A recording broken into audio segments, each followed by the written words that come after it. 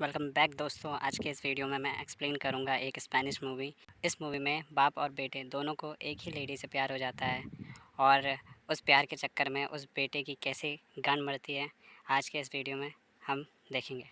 तो बिना किसी देरी के स्टार्ट करते हैं वीडियो को। कहानी की शुरुआत में हमको साइमन नाम के एक लड़के से इंट्रोड्यूस कराया जाता है जो अपनी गर्लफ्रेंड फेविन के साथ एक अपार्टमेंट में रहता है। अब साइमन ने साल भर से अपने घर वालों से कोई कांटेक्ट नहीं रखा था। साइमन और उसकी गर्लफ्रेंड फेबिन दोनों ही एक कार्टून आर्टिस्ट होते हैं और इसी चक्कर में वो साइमन अपनी फैमिली से बहुत दूर रहता है, क्योंकि साइमन की फैमिली में ऑलमोस्ट हर एक आदमी एक डॉक्टर या नर्स होती है।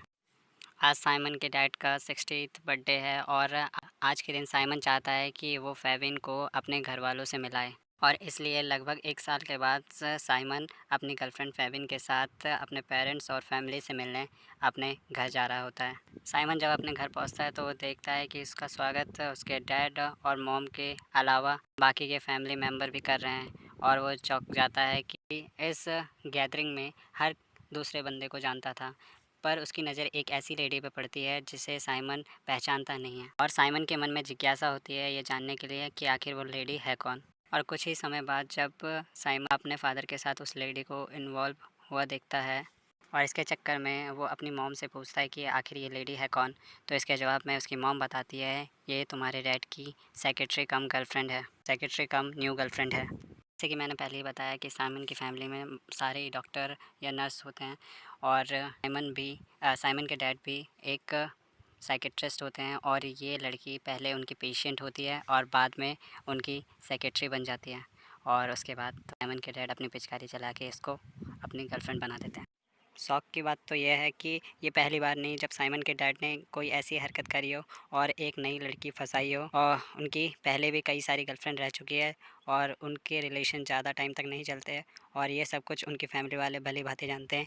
इसलिए इस चीज़ को लेकर उनकी फैमिली का कोई रिएक्शन नहीं होता, और उनकी फैमिली को उसके डैड और उसकी सेक्रेटरी के रिलेशन से कोई फ़र्क नहीं पड़ता।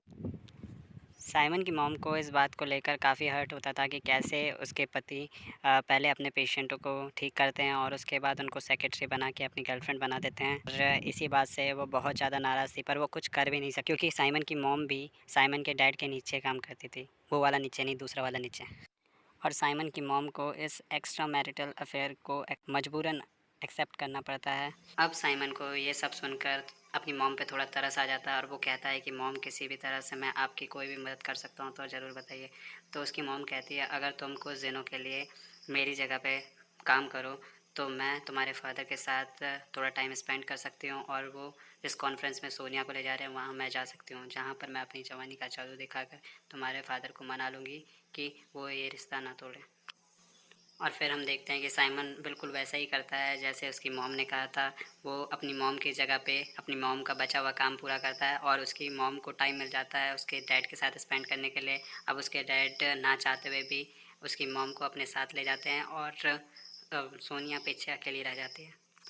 अब कुछ समय बाद जब साइमन के डैड और उनकी मॉम वहाँ से चली जाती है तो सोनिया साइमन के पास आती है और कहती है कि तुम्हें पता है ना कि तुम्हारे डैड और मेरा कुछ चल रहा है, और अगर तुम बीच में नहीं आए होते और अपनी मॉम का अधूरा काम नहीं कर रहे होते तो तुम्हारे डैड के साथ तुम्हारी मॉम नहीं मैं जा रही होती, और इसकी वजह से हमको और टाइम मिलता कि मैं तुम्हारे डैड और तुम्हारे डैड मुझसे थोड़ा और रिलेशनशिप बिल्ड कर सके और हमारे रिलेशन को एक नई ऊंचाई मिलती, और तुम्हारी आने की वजह से सब कुछ बिगड़ गया है।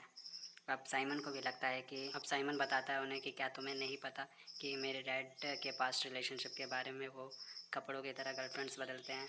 बट उसके बाद सोनिया कहती है कि तुम्हें नहीं पता कि हम दोनों कितने गहरे प्यार में हैं, और हमारा ओ मागो टूरू लव है, और हम किसी और के लिए नहीं बदलने वाले हैं। अब जब साइमन उठता है तो वो खिड़की से बाहर झाँकता है और वो देखता है कि सोनिया किसी से बात कर रही थी। दरअसल ये कोई और नहीं, सोनिया उसके डैड से कह रही थी कि वो वेकेशन पे अपनी बीवी के साथ जा चुका है और उसे उसकी बीवी का बचा हुआ काम करना पड़ रहा है, और उसे पता नहीं है कि वो उससे कितना प्यार करते हैं। अब अगले सीन में हम देखते हैं कि साइमन अपनी मॉम का बचा हुआ काम पूरा कर रहा था।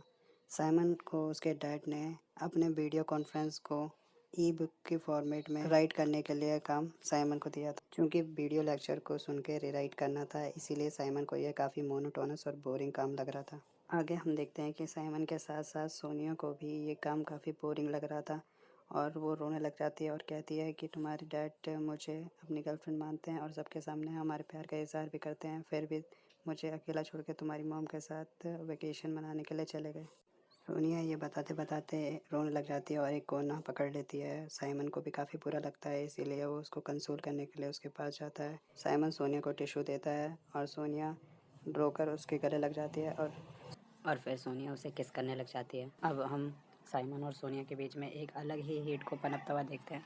फिर साइमन वहाँ से चला जाता है। घर से निकलने के बाद साइमन के आगे यही सारा इंसिडेंट चल रहा था और फिर वो अपनी गर्लफ्रेंड फेबिन से मिलने के लिए चला जाता है। साइमन की गर्लफ्रेंड फेबिन उसे याद दिलाती है कि आने वाले 2 हफ्तों के बाद उनका कॉमिक फेस्टिवल है और हम लोग आर्टिस्ट हैं तो हमें अपने काम की तरफ वफ़ादारी निभानी चाहिए। और यहाँ पर साइमन कुछ इस तरह से फँस चुका था कि ना तो वो अपनी गर्लफ्रेंड को टाइम दे पा रहा था और ना ही खुद के काम को, अपने माँ के वादे के चक्कर में। अगले सीन में हम देखते हैं कि साइमन अपनी मॉम का बचा हुआ काम पूरा करने के लिए ऑफ़िस में आ जाता है, जहाँ पर उसे सोनिया भी दिखाई देती है। सोनिया कहती है कि जो कुछ भी कल हुआ वो एक तरह की भूल थी और वो उसके बारे में किसी को भी कुछ नहीं बताएगी। अब सोनिया उसके डैड के केबिन से चली जाती है। साइमन के अंदर और जिज्ञासा होती है सोनिया के बारे में जानने के लिए और उसे याद आता है कि सोनिया डैड की गर्लफ्रेंड होने से पहले उनकी पेशेंट थी। और फिर साइमन सोनिया के बारे में और पता लगाने के लिए अपने डैड की पेशेंट्स की सारी फ़ाइल चेक करता है। तभी उसे सोनिया की फ़ाइल्स मिलती है। ये फ़ाइल कॉन्फिडेंशियल थी, यानी कि डॉक्टर और मरीज़ ही इस फ़ाइल को पढ़ सकते।